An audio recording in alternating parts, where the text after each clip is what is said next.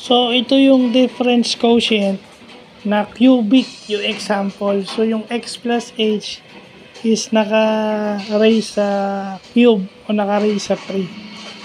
So, yun yung example natin, cubic yung function niya. So, maganda, no?